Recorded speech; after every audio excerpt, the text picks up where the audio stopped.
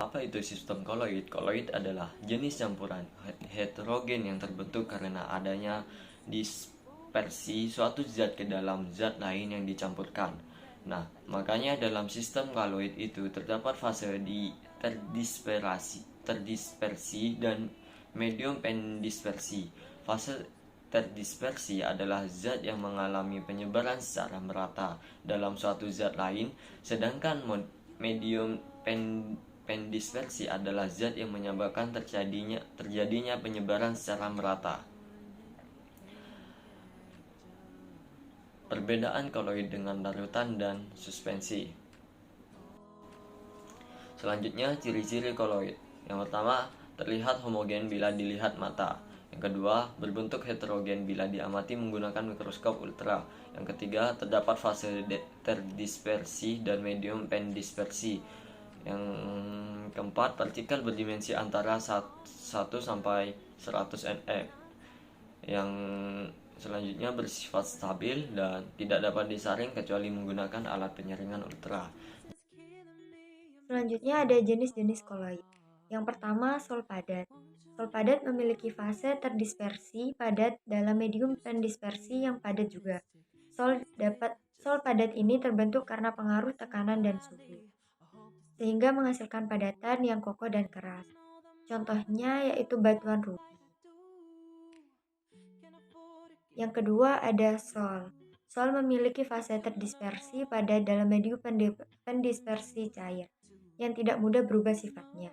Jadi bedanya sol dengan sol padat itu terletak pada medium pendispersinya. Contohnya cat tembok. Yang ketiga ada aerosol padat. Aerosol padat ini memiliki fase terdispersi padat dalam medium pendispersi gas. Contoh dari aerosol padat adalah asap kendaraan. Yang keempat ada aerosol.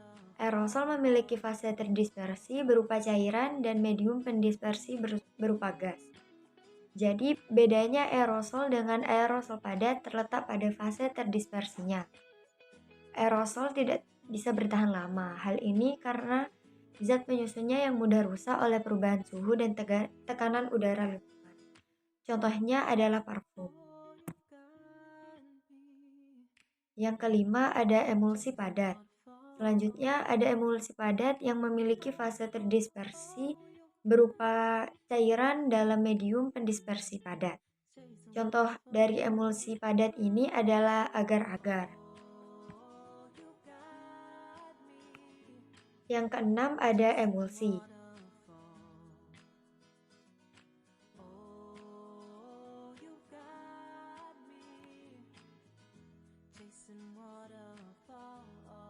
Emulsi ini fase terdispersinya dan medium pendispersinya berupa cairan. Emulsi ini biasanya tersusun oleh cairan dengan kepolaran senyawa yang berbeda, sehingga tidak saling bercampur. Contoh dari emulsi ini adalah susu. Yang ketujuh ada buih padat. Buih padat memiliki fase terdispersi berupa gas dalam medium pendispersi padatan, atau biasa disebut juga gas yang terdispersi di dalam padatan. Contoh dari sistem buih padat ini adalah spons. Yang terakhir adalah buih. Jenis koloid yang terakhir ini bedanya dengan buih padat yaitu memiliki fase terdispersi berupa gas dalam medium pendispersi cair atau bisa disebut juga gas terdispersi di dalam cairan. Contohnya yaitu buih sabun.